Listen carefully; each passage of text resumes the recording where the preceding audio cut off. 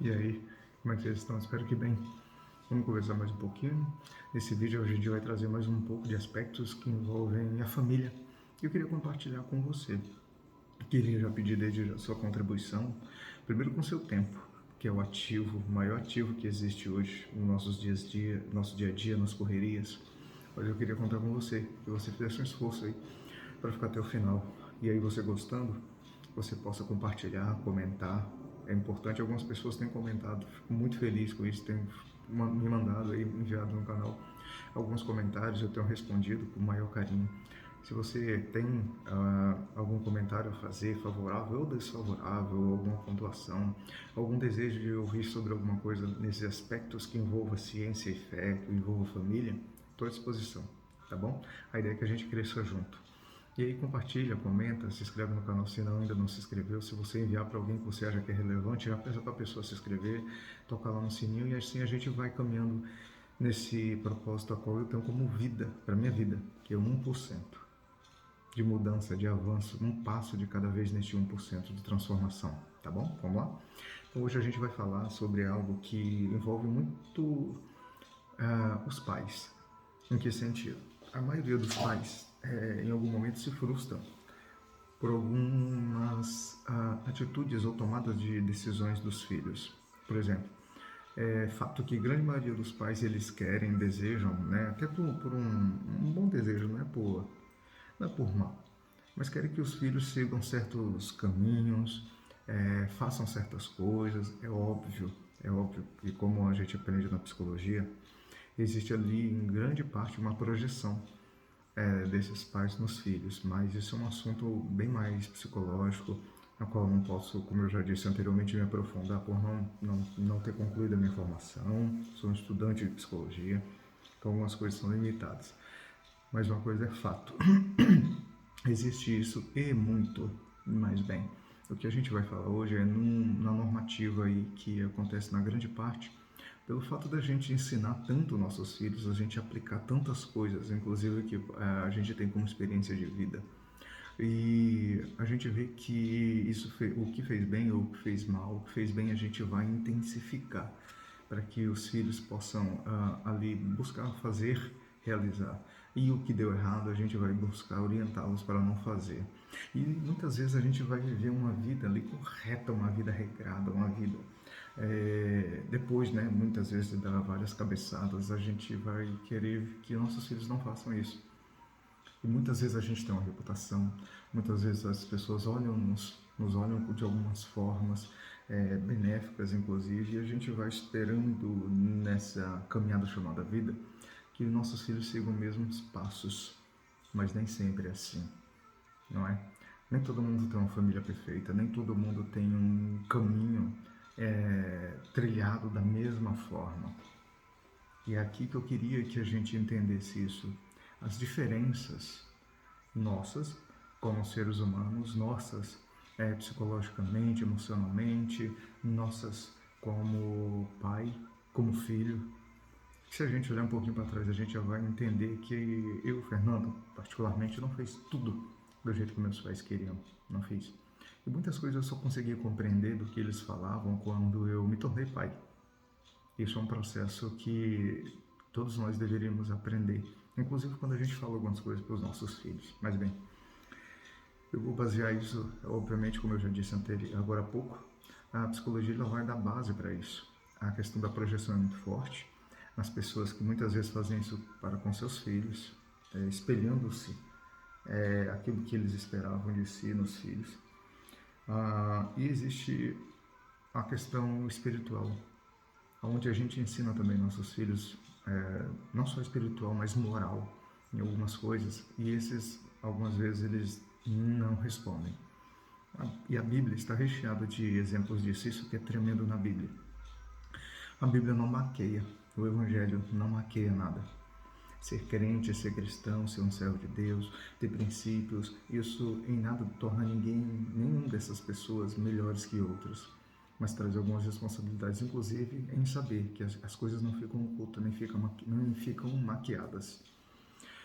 Alguns exemplos são, rapidamente, Os dois filhos de Arão, em algum momento, eles não conseguem compreender que eles não precisavam oferecer ou criar um tipo de fogo diferente ali para apresentar no tabernáculo para com Deus.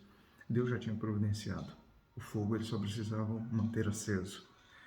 Outro exemplo são os filhos de Eli. Os filhos de Eli fizeram tudo o contrário a ele. Tudo o contrário que o pai, como sumo sacerdote, como sacerdote ali vivia. E os filhos faziam coisas totalmente reprovadas por todas as pessoas. E aí, quem sucedeu esses filhos foi Samuel. E Samuel andou com Deus. Samuel, ele ouvia Deus. Quando criança ainda, ele ouviu Deus. E seguiu fazendo tudo aquilo que agradava a Deus. E Samuel teve filhos. E aí, lá no primeiro livro de Samuel, no capítulo 8, vai dizer que Samuel envelheceu e ele nomeou seus filhos como líderes de Israel. Seu filho mais velho chamava-se Joel, o segundo Abias. Eles eram líderes em Berseba. O versículo 3 diz assim: mas os filhos dele não andaram em seus caminhos. Eles se tornaram gananciosos, aceitavam suborno e pervertiam a justiça. Por isso, todas as autoridades de Israel reuniram-se e foram falar com Samuel em Ramá e disseram-lhe: Tu já está idoso e teus filhos não andam em teus caminhos. Escolhe agora um rei para que nos lidere, à semelhança de outras nações. Quando, porém, disseram: dá-nos um rei para que nos lidere, isso desagradou a Samuel. Então ele orou ao Senhor, e o Senhor lhe respondeu: atenta a tudo que o povo está pedindo. Não foi a você que rejeitaram, foi a mim que rejeitaram como rei. Várias coisas a gente poderia conversar aqui, muito tempo sobre isso. Mas eu queria falar especificamente sobre isso. Vejam que um homem que ouviu Deus ainda quando criança tinha uma vida exemplar, mas os seus filhos escolheram não andar da mesma forma. Preferiram os exemplos. Por que eu estou dizendo isso? Porque, como eu comecei dizendo, a gente espera espelhar nosso caráter, a nossa conduta para os nossos filhos, mas em algum momento eles vão escolher que caminho querem seguir. E esses dois filhos aqui é um exemplo clássico de um homem que tinha uma vida exemplar, mas mesmo assim os filhos escolheram fazer tudo errado. Samuel, com certeza, de certa forma, se frustrou, ainda mais quando o povo não quis os filhos como líderes, mas também não recorreram a Deus. Quiseram um rei para ser igual às outras nações que não eram referência.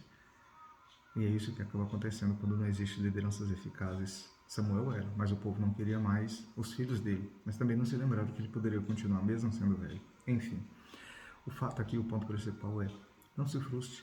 Não se frustre quando o seu filho de repente não fazer o que você quer, não seguir a profissão que você quer, de repente não andar no mesmo caminho que você andou da mesma forma. É óbvio, você nunca vai desistir ou deixar de procurar fazer aquilo que é bom para ele. Ore, dê exemplos, converse, ame-o, abrace-o, mostre o caminho para cada um deles. Mas entenda que pode ser que você vá se desgastar o máximo possível, fazer tudo que está ao seu alcance, ter uma vida exemplar. Todas as pessoas vão testificar isso, vão exemplificar que você é uma pessoa exemplar, mas às vezes seus filhos não vão querer ser igual. Isso não quer dizer que você não fez o seu papel correto. Isso não quer dizer isso. Tá bom? Eu queria deixar isso. Eu, em algum momento, já passei por isso. Talvez passe em algum outro momento, eu espero que não. Mas a gente está suscetível a isso, e você que está me ouvindo talvez já passou por isso. Não se frustre, não se decepcione, não se amargure, não se martire demais. Veja onde errou, se errou, em alguns aspectos, corrija-os. Mas entenda que todo ser humano tem suas próprias decisões, suas próprias concepções, suas próprias vidas. E eles vão ser responsáveis por cada decisão, inclusive você pela sua, de aceitar que isso é uma normativa. Que nós, como diz os mais antigos, como por exemplo meu pai e minha mãe já disseram, eu não crio meus filhos para mim, crio para o mundo. De certa forma isso é verdade, porque a gente cria, ensina, educa com princípios para que eles possam nesse mundo gerar valores, mas as escolhas sempre vão ser deles. Não se martire. Se você fez o seu melhor, guarde isso e não permita que qualquer outra coisa tome isso da sua mente, do seu coração, porque você fez o seu melhor, mas cada um tem suas decisões e tudo está debaixo das mãos poderosas de Deus. Eu espero que esse vídeo contribua com você de alguma forma. E se contribuiu pensando em família, aceite isso, as diferenças da sua família. Mas não deixe de conversar com seu filho. Entenda que isso acontece com muita gente.